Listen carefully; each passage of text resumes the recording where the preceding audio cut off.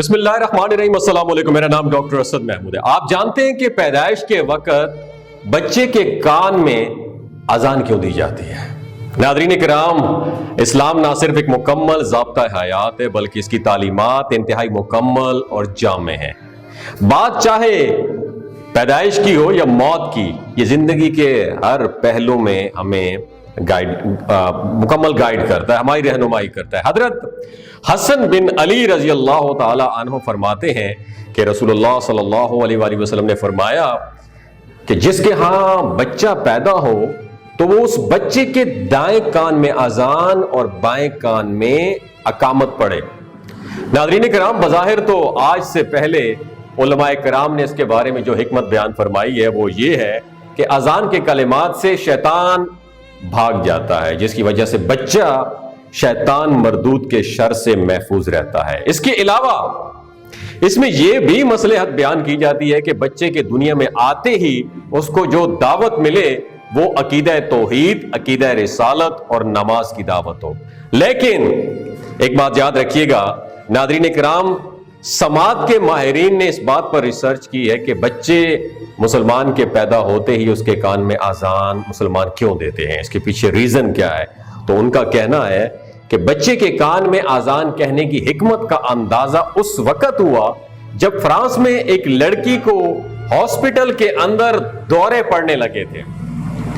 وہ اپنی ریسرچ میں مزید لکھتا ہے کہ جب اس لڑکی کو دورہ پڑتا تو وہ لڑکی جرمن زبان میں بعض مذہبی دعائیں پڑھنا شروع کر دیتی، اور وہ ایک فرانسیسی لڑکی تھی لیکن جرمن زبان کا ایک حرف، ایک لفظ بھی نہیں جانتی تھی۔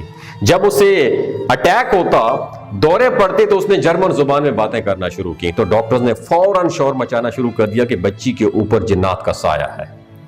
یہ لڑکی تو جرمن زبان جانتی نہیں ہے، پھر یہ کیسے فر جرمن زبان بول رہی ہے؟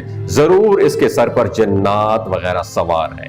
آخرکار نفسیات کے ایک ڈاکٹر نے ان تمام معلومات کا جائزہ لیتے ہوئے اس کے متعلق ریسرچ شروع کر دی۔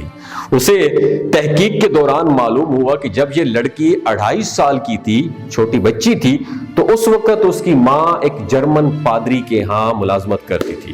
جب وہ پادری جرمن زبان میں اپنی مذہبی دعائیہ کلمات پڑھتا تو یہ لڑکی اس وقت پنگوڑے میں پڑی ہوتی تھی، مطلب بہت چھوٹی ہوا کرتی تھی۔ جب اسے یہ بات معلوم ہوئی تو وہ اس جرمن پادری کی تلاش میں نکل پڑا۔ اسے معلوم ہوا کہ جرمن پادری تو اس وقت اسپین میں ہے۔ اسپین پہنچنے پر اسے معلوم ہوا کہ وہ پادری ریٹائرڈ ہو کر جرمنی چلا گیا ہے۔ جب وہ اس کی تلاش میں جرمنی پہنچا تو اسے معلوم ہوا کہ وہ پادری تو مر چکا ہے، مگر اس نے اپنی کوشش نہیں چھوڑی، اور اس نے گھر والوں سے کہا، پادری کے گھر والوں سے کہا کہ اگر اس پادری کے کوئی پرانے کاغذات ہوں تو مجھے دکھائیں۔ گھر والوں نے کاغذات تلاش کر کے اسے دے دیے۔ جب اس نے اس کاغذات کو دیکھا تو اسے معلوم ہوا کہ وہ دعائیں جو بے ہوشی کی حالت میں وہ لڑکی پڑھا کرتی تھی، یہ وہی ہیں جو پادری دعائیہ کلمات بچی جب 2.5 سال کی تھی تو اس کے کان میں پڑھا کرتا تھا جب وہ اسے سنا کرتی تھی۔ جب اس ڈاکٹر نے اس سارے واقعے کے بعد انسانی دماغ پر ریسرچ کی تو اس لیے یہ نچوڑ اس نے نکالا کہ بچی کی پیدائش کے دوران جو بات اس کے دماغ میں ڈالی جائے وہ اس کے دماغ میں ساری زندگی کے لیے سیو ہو جاتی ہے، اور جب بھی اس کے سامنے وہ الفاظ دہرائے جائیں تو اس کا دماغ ان لفظوں کو بہتر طریقے سے محفوظ کرتا ہے اور اسے اس کام کے لیے موٹیویٹ کرتا ہے۔ دوستو، بات کرنے کا مقصد یہ ہے کہ یہی وجہ ہے کہ رسول اکرم صلی اللہ علیہ وآلہ وسلم نے فرمایا کہ جب کسی مسلمان کے گھر میں بچہ پیدا ہو تو فوراً اس کے ایک کان میں اذان اور دوسرے کان میں اقامت کہو۔